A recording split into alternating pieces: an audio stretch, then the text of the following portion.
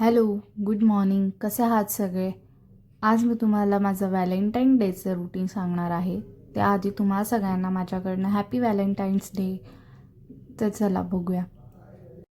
As usual पार्लरमध्ये येऊन नाश्ता करून घेत होते. नाश्ता करून झाल्यानंतर पार्लरमध्ये आवराआवर करायला घेतली. खरं तर लग्नाच्या आधी जेव्हा गर्लफ्रेंड बॉयफ्रेंड असतो तेव्हाच व्हॅलेंटाईन डेजची मजा कळत असते आणि तेव्हाच ते सगळं एन्जॉय करता येत असतं. लग्नानंतर कसलं व्हॅलेंटाईन डे आलं? लग्नानंतर तर फक्त काम काम आणि काम तेवढंच. आता मलाच बघू शकता, व्हॅलेंटाईन डेच्या दिवशी माझा नवरासुद्धा कामावर आणि मी सुद्धा कामावर. असो, कालचं जे काही काम झालेलं होतं त्याचं हे सगळं सामान आम्ही धुवून व्यवस्थित ठेवून देत असतो.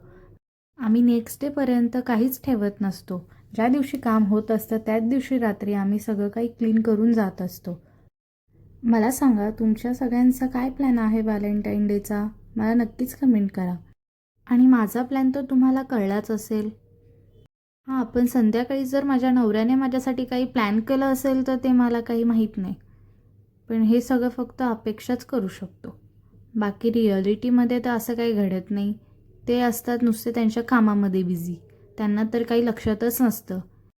तुमचं व्हॅलेंटाईन डेसुद्धा माझ्यासारखंच आहे का? मला नक्कीच कळवा.